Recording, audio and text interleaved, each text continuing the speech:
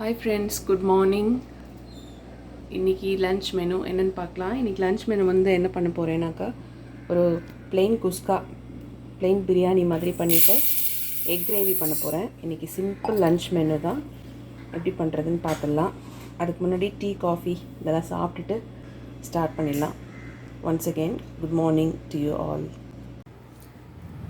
இப்போ குஸ்கா பண்ணுறதுக்கு குக்கர் வச்சுக்கிட்டேன். நான் குக்கரில் தான் நான் இன்றைக்கி பண்ண போகிறேன். 2 டீஸ்பூன் எண்ணெய், 1 டீஸ்பூன் நெய். இது கூட நம்ம இந்த ஐட்டம்லாம் போட்டுக்கலாம்.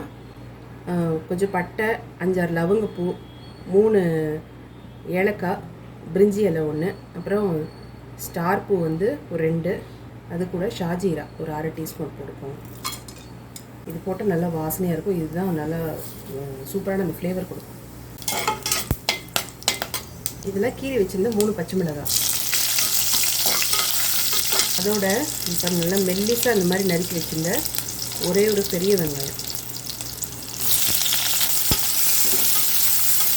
வெங்காயம் வந்து நல்லா வதங்கணும். கொஞ்சம் நல்லா ப்ரௌன் கலரில் மாறுற அளவுக்கு வதங்கணும். இப்போ நல்லா வதங்கிடுச்சு. இந்த டைமில் மெல்லிசாக நறுக்கினா ஒரே ஒரு தக்காளி சேர்த்துக்கலாம். இதில் 1 டீஸ்பூன் இஞ்சி பூண்டு மசாலா சேர்த்துக்கலாம். இதில் கொஞ்சம் புதினா கொத்தமல்லி, 1/2 டீஸ்பூன் கரம் மசாலா, 1/4 டீஸ்பூன் ஜீரகத்தூள், 1/2 டீஸ்பூன் மிளகாய்த்தூள். இதெல்லாம் நல்லா வதக்கிக்கலாம். இதில் ஒரு 2 டீஸ்பூன் தயிர் போட்டுக்கலாம்.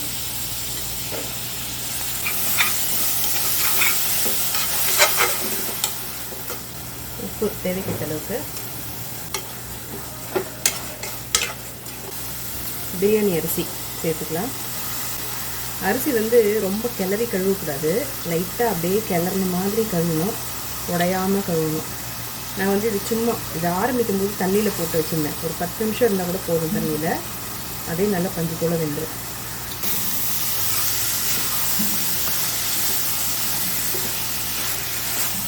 தண்ணி சேர்த்துக்கலாம்.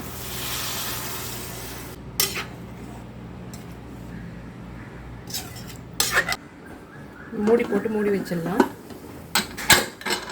3 to 4 விசில் வந்தால் ரெடி ஆகிடும். அடுத்தது முட்டை குருமா எப்படி பண்ணுறதுன்னு பார்த்துக்கலாம்.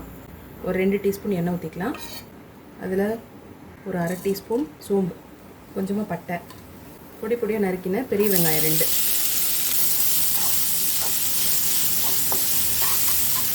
வெங்காயம் நல்லா வதங்கிடுச்சு. நம்ம தக்காளி வந்து ஒரு தக்காளி, பெரிய தக்காளி பொடி பொடியாக நறுக்கி வச்சுருக்கோம். அதை வந்து இதில் சேர்த்துக்கலாம்.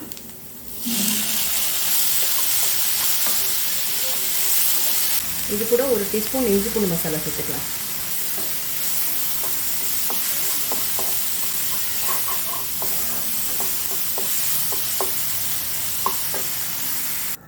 இது மசாலா அரைச்சி ஊற்றுறதுக்கு ஒரு 3 பத்தை தேங்காய், 1 டீஸ்பூன் வந்து பொட்டுக்கடலை, ஒரு பச்சை மிளகாய், ஒரு 1/4 டீஸ்பூன் சோம்பு.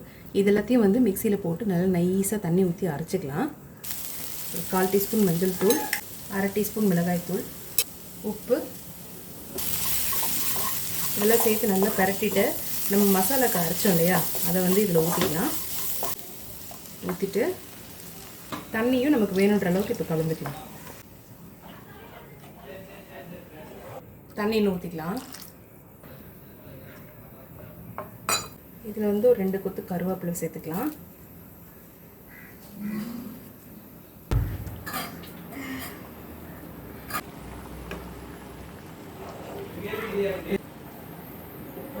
கொஞ்சம் நல்லா கொதிக்கட்டும். அதுக்கப்புறம் நம்ம முட்டையை உடச்சி ஊற்றிக்கலாம்.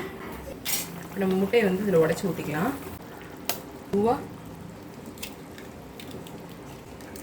மெதுவாக இருக்கணும்.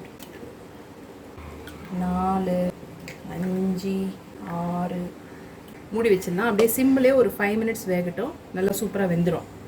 நம்ம பிரியாணி எப்படி இருக்குன்னு பார்த்துடலாமா?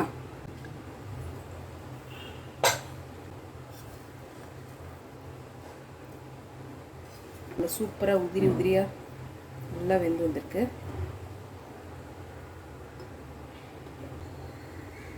அருமையான குஸ்கா பிளெயின் பிரியாணி.